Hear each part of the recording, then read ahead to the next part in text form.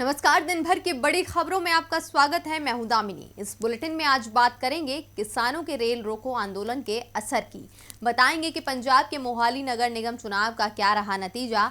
जानेंगे कि यूपी विधानसभा के बजट सत्र में क्या रहा खास। तमिलनाडु में एआईएडीएमके का मामला क्यों पहुंचा कोर्ट में। और बुलेटिन के आखिर में बात सरकार की निजीकरण नीति पर उठते सवाल की। लेकिन तमाम बड़ी खबरों से पहले एक नजर सुर्खियों पर। कर्नाटक में बीजेपी की बढ़ी परेशानी। बीजेपी सांसद बीएन बाचेगौड़ा के बेटे और निर्दलीय विधायक शरद कांग्रेस में होंगे शामिल। शरद ने कहा, कोई तारीख तय नहीं की है, लेकिन इसी महीने में कांग्रेस पार्टी में शामिल हो रहा हूं। कल से शुरू होगा बिहार विधानसभा का बजट सत्र। विपक्ष ने बनाई कई मुद्दों पर सरकार को घेरने की रणनीति। विधानसभा की बढ़ाई गई सुरक्षा। हरियाणा के पूर्व सीएम भूपेंद्र सिंह हुड्डा की मुश्किलें बढ़ी। पंचकूला प्लॉट आवंटन मामले में नोटिस जारी। 5 मार्च को होगी मामले में अगली सुनवाई।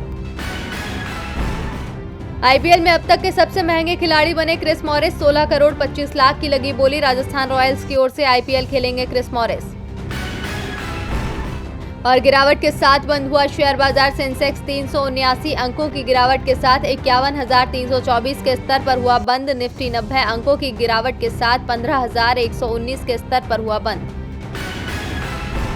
सुर्खियों के बाद बात आज की बड़ी खबर की। कृषि कानूनों के विरोध में किसानों ने हल्ला बोल रखा है, लेकिन सरकार पर इसका कोई असर नहीं हो रहा, जिसके चलते सरकार का ध्यान अपनी ओर केंद्रित करने के लिए किसानों ने आज देशव्यापी रेल रोको आंदोलन किया, जो 12 बजे से शाम 4 बजे तक चला। तो किसानों के इस रेल रोको आंदोलन का कहां रहा असर, देखिए ये रिपोर्ट।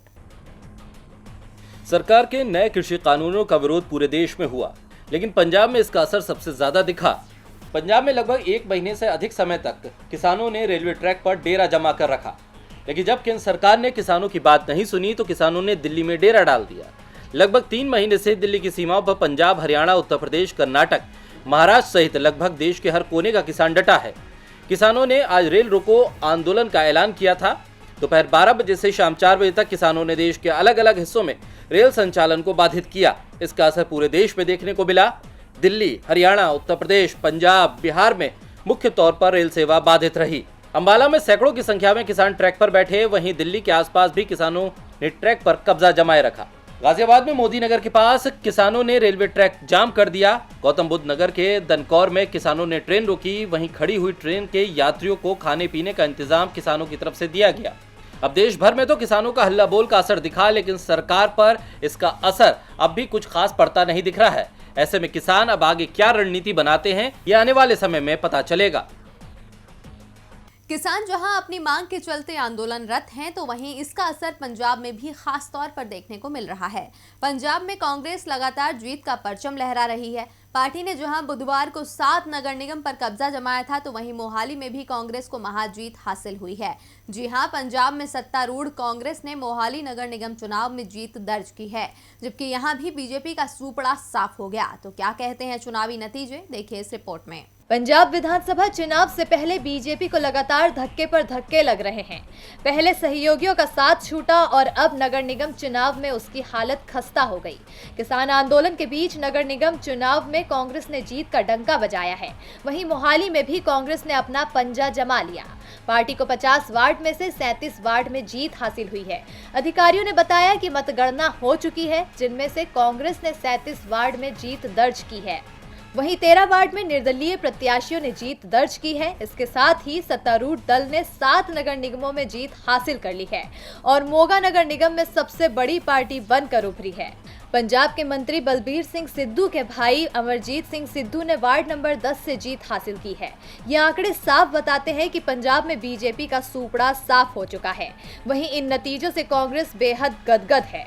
पंजाब के मुख्यमंत्री अमरिंदर सिंह ने राज्य में हुए निकाय चुनावों में कांग्रेस की जीत को न सिर्फ विकास परक नीतियों और कार्यक्रमों की जीत बताया है, बल्कि उसे मुख्य विपक्षी दलों सियद आप और बीजेपी के जन विरोधी कृत्यों को पूर्णतः खारिज करना करार दिया है। अब ये खुशी तो बनती है क्योंकि कांग्रेस ने बठिंडा, होशियारपुर, कपूरथला, अबोहर, बटाला और पठानकोट में जबरदस्त जीत दर्ज की है। बठिंडा में तो करीब 53 साल बाद कांग्रेस पार्टी का मेयर बनेगा। इससे पहले बठिंडा नगर निगम में शिरोमणि अकाली दल का कब्जा था, लेकिन अब बठिंडा में कांग्रेस ने पंजा मार लिया है। ये नतीजे बीजेपी के लिए 2022 में होने वाले विधानसभा चुनाव के लिए खतरे की घंटी बजा रहे हैं। पंजाब में जहां कांग्रेस एक के बाद एक अपनी पकड़ मजबूत करती जा रही है, तो वहीं उत्तर प्रदेश में विपक्ष भी योगी सरकार को घेरने में लगी है। यूपी का बजट सत्र आज सुबह 11 बजे से शुरू हो गया है। यह बजट सत्र राज्यपाल आनंदीबेन पटेल के अभिभाषण से शुरू हुआ। बजट सत्र के दौरान राज्यपाल ने सरकार की उपलब्धियां गिनाई। उन्होंने कहा कि महामारी के दौर में सरकार ने शानदार काम किया है। तो क्या कुछ हुआ बजट सत्र के दौरान, देखते हैं इस रिपोर्ट में। उत्तर प्रदेश विधानमंडल का बजट सत्र राज्यपाल के अभिभाषण के साथ शुरू हुआ। बजट सत्र के पहले दिन ही राज्यपाल आनंदीबेन पटेल का अभिभाषण बड़े हंगामे की भेंट चढ़ा। समाजवादी पार्टी के साथ बहुजन समाज पार्टी और कांग्रेस के नेताओं ने राज्यपाल के सामने प्रदर्शन किया और फिर सदन से वॉकआउट कर दिया। इस दौरान समाजवादी पार्टी कार्यकर्ताओं ने किसानों की समस्या, महंगाई और पेट्रोल डीजल के बढ़ते दामों को लेकर हंगामा किया, नारेबाजी की। राज्यपाल अभिभाषण पढ़ती रहीं और समाजवादी पार्टी के विधायक हंगामा करते रहे। हंगामे के बीच राज्यपाल ने अभिभाषण के दौरान कहा कि कोरोना काल में सरकार ने अच्छा काम किया। इसको लेकर देश भर में प्रदेश सरकार की प्रशंसा की गई।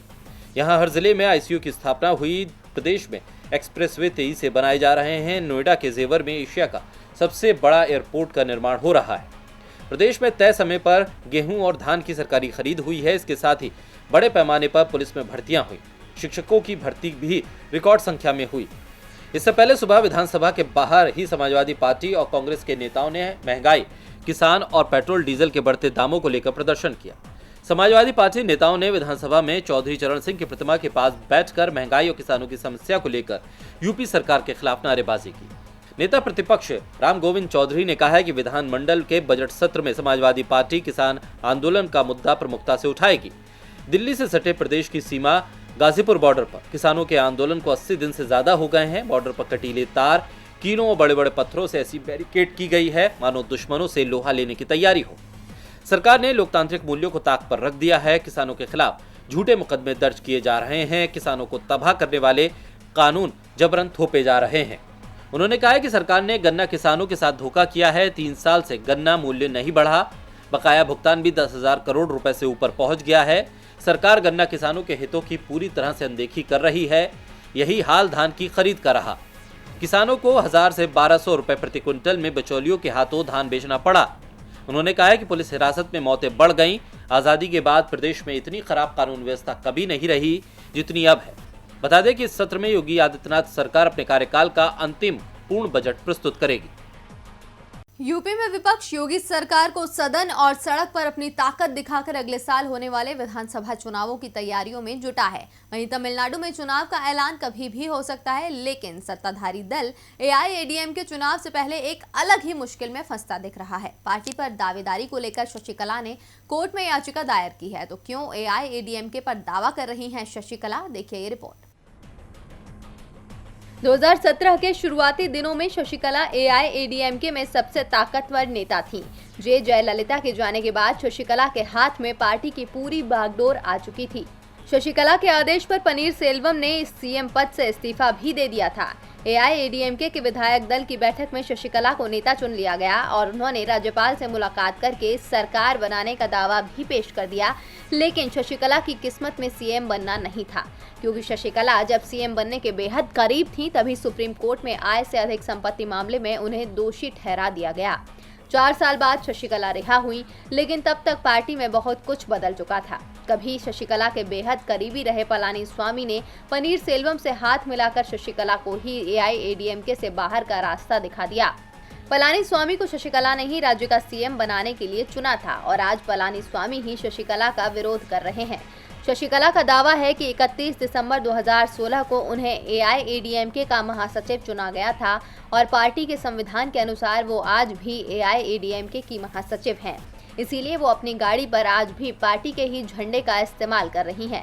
शशिकला ने पार्टी में अपना पद पाने के लिए मुख्यमंत्री ई पलानीस्वामी और डिप्टी सीएम ओ पलानीसेल्वम के खिलाफ चेन्नई की अदालत में याचिका दायर की है। इस मामले में 15 मार्च को सुनवाई होगी। शशिकला की याचिका के बाद अब एआईएडीएमके की मुश्किलें बढ़ती दिख रही हैं, क्योंकि चुनाव बेहद करीब है और पार्टी में अधिकार की लड़ाई ही शुरू हो गई है, जिसका नुकसान पार्टी को चुनाव में होना तय माना जा रहा है।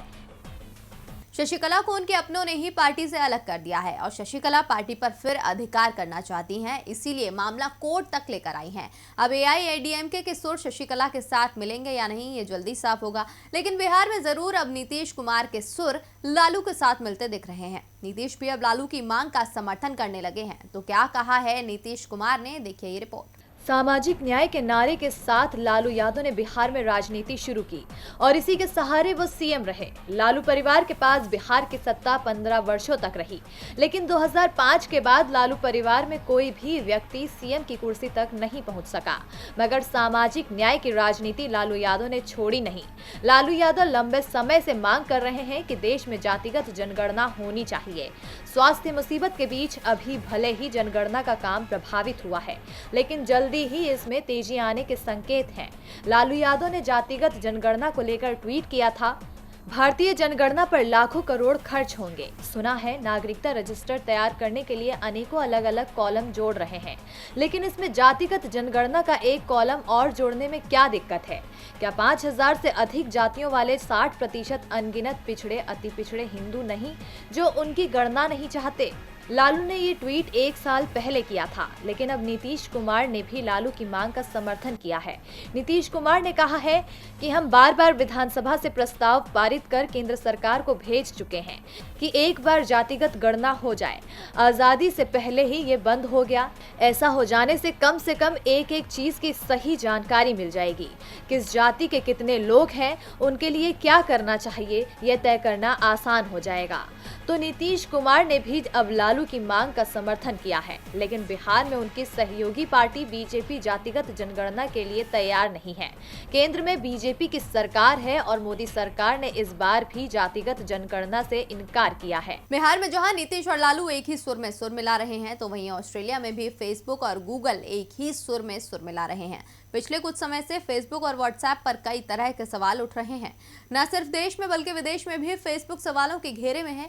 ऐसे में अब ऑस्ट्रेलिया में फेसबुक में शेयर किए जाने वाली न्यूज को लेकर नया कानून बनाया, जिसके बाद फेसबुक ने बड़ा कदम उठाया है। तो क्या है फेसबुक का कदम, देखिए ये रिपोर्ट। देश में पिछले कुछ समय से सोशल मीडिया पर काफी सवाल उठ रहे हैं। कभी ट्विटर सवालों के घेरे में आता है, तो कभी व्हाट्सएप की प्राइवेसी नीतियों पर लोग सवाल उठाते हैं, तो कभी फेसबुक पर भी सवाल दाग दिए जाते हैं। अब इसी कड़ी में ऑस्ट्रेलिया में एक नए कानून के आने के बाद फेसबुक ने एक बड़ा कदम उठाया है। दरअसल ऑस्ट्रेलिया में फेसबुक पर न्यूज दिखाने के लिए पैसा देने का कानून बनाया है। इसके बाद फेसबुक ने सभी समाचार वेबसाइटों की खबरें पोस्ट करने पर प्रतिबंध लगा दिया। फेसबुक ने ऑस्ट्रेलियाई यूजर्स को देसी या विदेशी किसी भी न्यूज वेबसाइट की खबर को खोलने पर रोक लगा दी है। इतना ही नहीं, फेसबुक ने ऑस्ट्रेलिया में खुद अपना पेज भी ब्लॉक कर दिया है। फेसबुक ने इस बैन पर कहा है कि वो सेनेट में आए कानून के विरोध में ये रोक लगा रहे हैं। इस कानून में कहा गया है कि फेसबुक और गूगल न्यूज कंपनियों को पैसे का भुगतान करने की बात करेगी। बता दें कि इस कानून का लक्ष्य डिजिटल जगत की दिग्गज कंपनियों की सौदेबाजी करने के वर्चस्व को तोड़ना है और एक मध्यस्थता समिति बनाना है। इसके पास मूल्य पर कानूनी रूप से बाध्यकारी फैसला लेने का अधिकार होगा। इससे डिजिटल मंच और मीडिया कारोबार अवास्तविक मांग नहीं कर पाएंगे। गूगल और फेसबुक ने इस विधेयक की निंदा की है और गूगल ने साफ कर दिया है कि यदि ये विधेयक पेश किया गया तो ऑस्ट्रेलिया में उसका सर्च इंजन बंद कर दिया जाएगा। वहीं फेसबुक ने संकेत दिए थे कि यदि उसे समाचार के लिए भुगतान करने को मजबूर किया गया तो ऑस्ट्रेलियाई प्रकाशकों को समाचार साझा करने से रोक दिया जाएगा। फेसबुक ने इस पर अमल कर दिया है। ऐसे में इसका असर भारत में भी पड़ने की संभावना है, क्योंकि लंबे समय से जिस तरह से फेसबुक व्हाट्सएप पर देश में सवाल उठाए जा रहे हैं, उसके बाद असर है कि फेसबुक अब अपने प्रति रवैये पर सख्त हो गया है और अगर ऐसा हुआ तो देश के कई सरकारी पेज पर भी इसका भारी असर पड़ेगा। और बुलेटिन के आखिर में बात सरकार के निजीकरण नीति पर उठते सवाल की। स्वास्थ्य मुसीबत के बाद से देश की अर्थव्यवस्था चरमरा गई है। वहीं दूसरी ओर सरकार एक के बाद एक सरकारी कंपनियों का निजीकरण करती जा रही है। इस निजीकरण की नीति पर अब भारत के सांख्यिकी विभाग के पूर्व प्रमुख प्रणब सेन ने बयान दिया है। तो क्या कहा है प्रणब सेन ने, देखिए ये रिपोर्ट। सरकार एक के बाद एक सरकारी कंपनियों को निजी हाथों में सौंपती जा रही है, लेकिन क्या सरकार की ये नीति देश की बिगड़ती हालत को सुधार पाएगी? गिरती अर्थव्यवस्था को वापस पटरी पर ला पाएगी सरकार? इन सवालों के जवाब तो सरकार नहीं दे पा रही है, लेकिन इस नीति पर सवाल जरूर उठ रहे हैं। और इस बार भारत के सांख्यिकी विभाग के पूर्व प्रमुख प्रणब सेन ने भी इस पर अपनी प्रतिक्रिया दी है। प्रणब सेन ने कहा कि ये मंदी का साल है। इस दौर में सरकारी उपक्रमों का प्राइवेटाइजेशन भयभीत करने वाला ख्याल है। असल मुद्दा ये है कि इसके लिए ये गलत समय है, क्योंकि वर्तमान जरूरतों को पूरा करने के लिए वित्त क्षेत्र की वैध जरूरत आगे और कम होती जाएगी। मार्च के अंत तक चालू वित्त वर्ष में देश का राजकोषीय घाटा जीडीपी के 3.5% से बढ़कर 9.5% होने का अनुमान है। लेकिन अगर सरकार के मौजूदा साल के खर्च को देखें तो देश में लगभग यथास्थिति है। इसके साथ ही सेन ने कहा कि इस बार वित्त मंत्री निर्मला सीतारमण के बजट में रोजगार के मसले पर कुछ भी नहीं कहा। महामारी के दौर में जो राजकोषीय प्रोत्साहन दिया गया वो अर्थव्यवस्था के मुकाबले बहुत छोटा है। इसमें भी अधिकतर उपाय सप्लाई साइड के लिए हैं। किसी बड़ी परियोजना के लिए कोई आवंटन बजट में नहीं किया गया है। सप्लाई साइड को लेकर सेन से पहले देश के पूर्व वित्त मंत्री पी चिदम्बरम ने भी संसद में बजट पर चर्चा के दौरान इसे सप्लाई साइड का बजट कहा था। बता दें कि सरकार ने बजट 2021-22 में सरकारी कंपनियों के निजीकरण से 1.75 लाख रुपए जुटाने का लक्ष्य तय किया है। इसमें 2 सरकारी बैंक और 1 साधारण बीमा कंपनी का निजीकरण भी शामिल है, जिस वजह से सरकार के इन निजीकरण की नीति पर लगातार सवाल उठाए जा रहे हैं। हालांकि सरकार की ओर से इस नीति को लगातार सही बताया जा रहा है। और दिन भर की बड़ी खबरों में मेरे साथ इतना ही। देखते रहिए डीवी लाइव। नमस्कार।